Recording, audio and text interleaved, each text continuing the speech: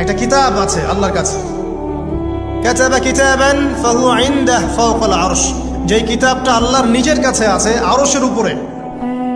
সেখানে আল্লাহ পাক লিখে রেখেছেন, কি লিখেছেন?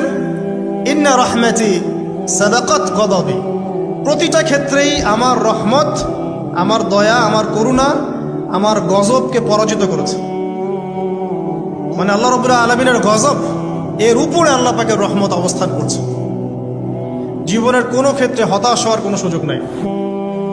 আজকে পারিবারিক ভাঙন বলেন, ব্যক্তি পর্যায়ের আত্মিক ধ্বংসই বলেন, সমাজের বিপর্যয় বলেন, যাই বলেন, পিছনে একটা বড় কারণ আছে। সেটা হলো আল্লাহ থেকে দূরে থাকা মানুষ, আল্লাহ থেকে হতাশ হয়ে যাওয়া।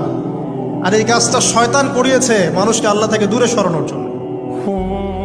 কিন্তু আল্লাহ রাব্বুল আলামিনের কাছে কেউ যদি যেতে চায়, মন থেকে যদি আল্লাহকে একটা বারও ডাকে, আল্লাহ পাক এক ডাকের মাধ্যমেও তার গুনাহ মাফ করতে পারে। দুজন ব্যক্তির ঘটনা পড়লাম। একজন ব্যক্তি প্রচন্ড রকম আবেদ, প্রচুর ইবাদত করে। আপনারা জানেন ইবলিসও কিন্তু আবেদ ছিল, ইবলিস কিন্তু প্রচুর ইবাদত করেছে। এখন ওই ব্যক্তির একজন বন্ধু ছিল, এটা বানু ইসরাইলের ঘটনা।